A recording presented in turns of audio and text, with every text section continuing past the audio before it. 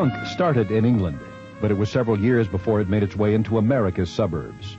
For American teens and preteens, it was a new discovery. What was once an expression of working-class rage is now prepackaged individuality for teens with a yen for rebellion. Punk may well be dead in London and New York, but it's alive and well in suburbia. Meet the Hodges. Ron Jr., his sister Rhonda. Ron Sr., and Carolyn. They were a happy family who lived a quiet suburban life. Ron Jr., 15, was a junior high school football star. Rhonda, 16, was a cheerleader. Now, the kids are punks. And for the Hodges, that's a big problem. They were thinking of putting me in a mental hospital for a while, because they figured I didn't want to live here, so they put me in a mental hospital. Thought I was crazy or something. It was because I changed. The punk movement seems to be totally anti-parent, but especially anti-mother. And of course, it leaves me wondering, well, what did I do? What did I do? When I first got into punk, I was saying, well, I'm not going to become anti-parent. And now I'm really anti-parent. I just changed. This is a kid that changed from a top athlete and an honor student to a kid that was ready to drop out of school, didn't care about grades, doesn't care about athletics, doesn't care about anything except maybe listening to the music. He has no goal. Well, we ran away because, we felt we didn't have any freedoms or anything. They cannot just take one drink. They're going to drink to get high. You're saying that. Well, you've done some drinking.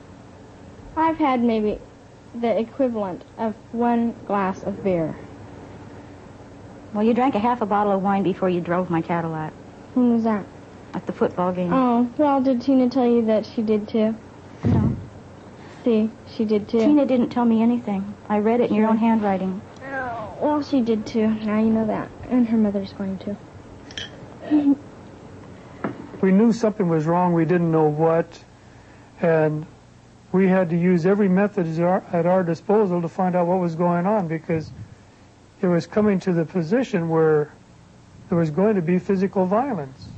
They went through all my stuff to find out if I really did lie.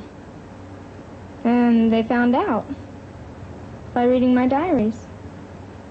So my advice to everyone else would be don't keep writing. We did go through her diary. I was only able to read a couple pages before I just felt sick to feel that this is what she has done to me. This is what she's done with my trust.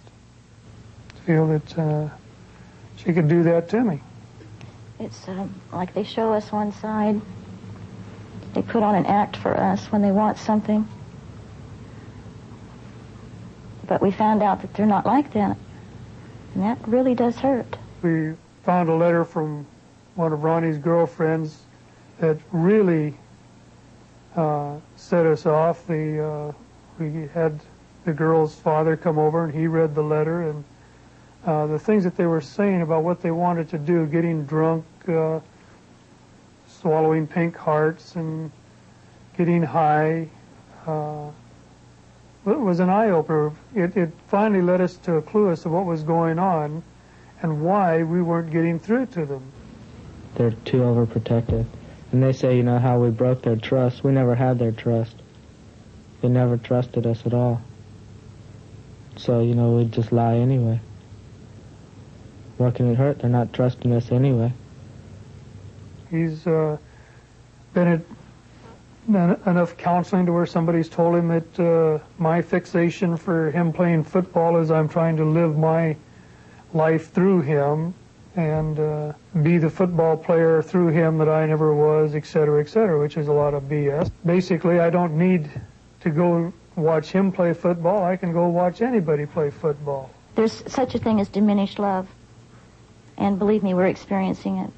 When you've had so much hate come towards you for such a long time, love diminishes. Because Armageddon's here at last.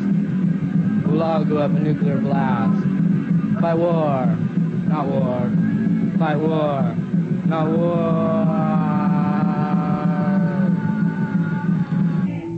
So far, the Hodges haven't found any solutions to their punk problem. Now they're getting professional help. But the kids are still alienated, and the parents are still distraught. They are no longer a happy family. And they aren't alone. There are, of course, no figures on the number of punks in Los Angeles. Some say the movement is growing. Some say it's dying. Some say it isn't a movement at all. Maybe it's just a phase these kids are going through. Someday all these kids will be happy, well-adjusted adults.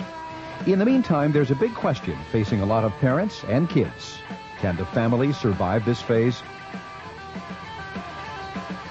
When we come back, you'll meet a therapist who's trying to bridge the gap between punks and parents.